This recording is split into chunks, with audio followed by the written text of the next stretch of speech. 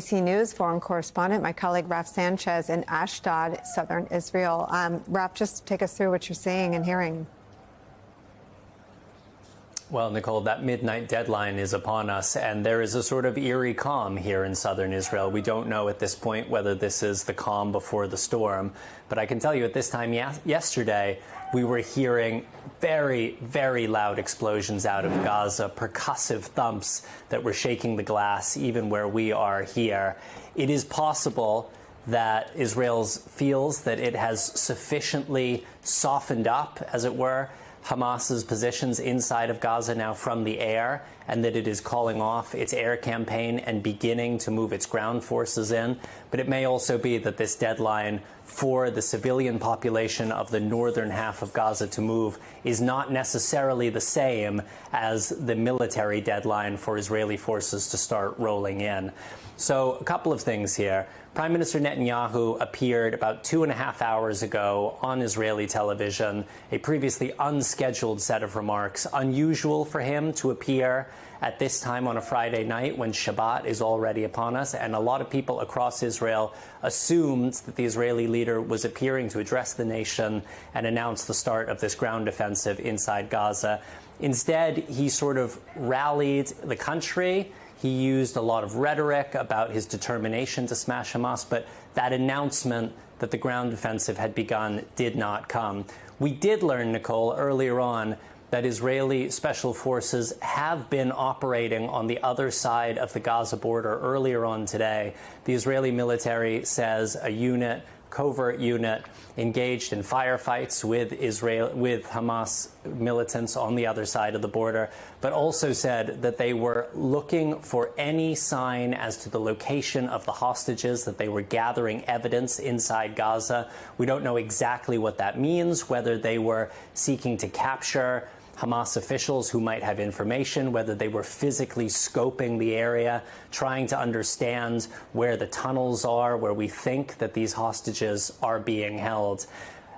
But at this time, it does not, as far as we know, the ground offensive is not yet beginning. That is of no reassurance to the civilians in Gaza who received this stark warning from the Israeli military at this time last night. The northern part of Gaza is the more densely populated part, and Israel's military says it is also the part where Hamas military sites are concentrated. But as you said, the United Nations is making very, very clear there is no way to ask 1 million people to move south with no notice, where there is no refuge set up for them. The borders of Gaza, as we've discussed many times, are sealed. There is nowhere for them to run. They are certainly not coming into Israel. Egypt does not want a flow of Palestinian refugees coming in. The United Nations is pleading with Israel to revoke its threat of moving ahead after midnight. And as you said, they are warning of a humanitarian disaster if Israel moves forward. Nicole. It's not been 1 week since all of Israel and all of the world woke up to what Jeremy Bash just reminded us was the largest slaughter of Jewish people since the Holocaust. What is the national psyche? You know, a lot of things are true at once, Nicole. There is a sort of stunned sense of national unity in this country, a sense that Americans might remember from the period after the 9/11 attacks. There is a lot of anger at what was clearly a series of failures by the Israeli intelligence community, by the Israeli military. As far as some people are concerned, this was a political failure. We have seen videos going viral in the last couple of days of angry citizens confronting government ministers who they feel let the country down. But primarily, Nicole, there is just a shattered sense that a lot of things that Israelis thought they knew last week, they no longer are confident about. The sense that, for the most part, for all the dangers in the Middle East, that they were fairly safe here.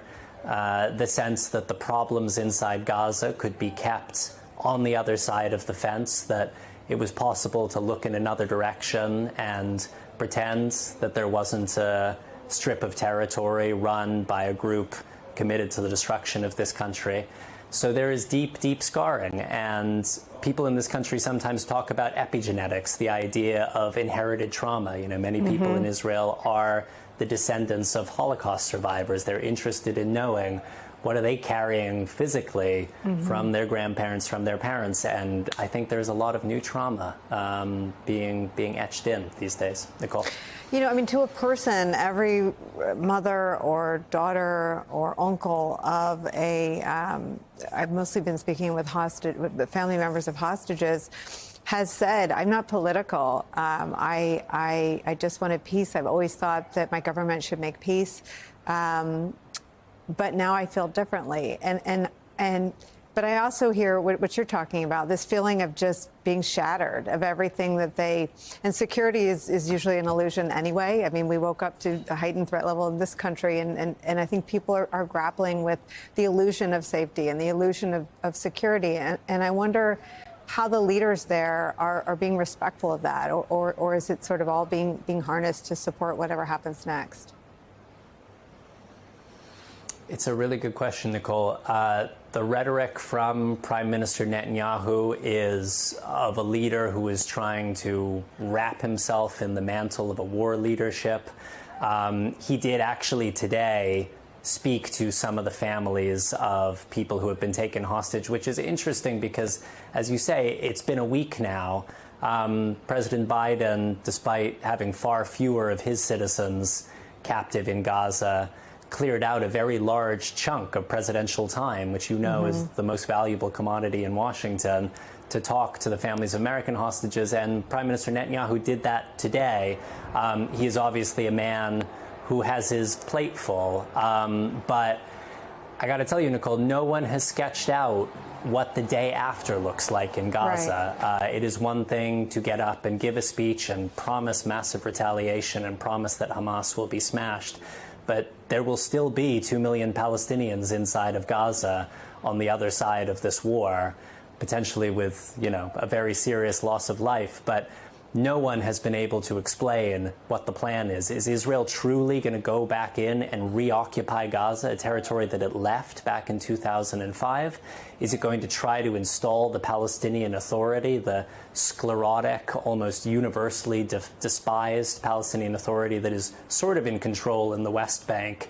Because the Palestinian Authority was briefly in control in Gaza after 2005, and first they lost an election to Hamas, and then they lost a brief and very bloody civil war to Hamas, and that's how we got to where we are now. So no one has any good long-term answers, and so I think for now people are, in a sense, in their comfort zone of talking about destroying their enemies, but not really talking about the structures that might bring some kind of long-term peace.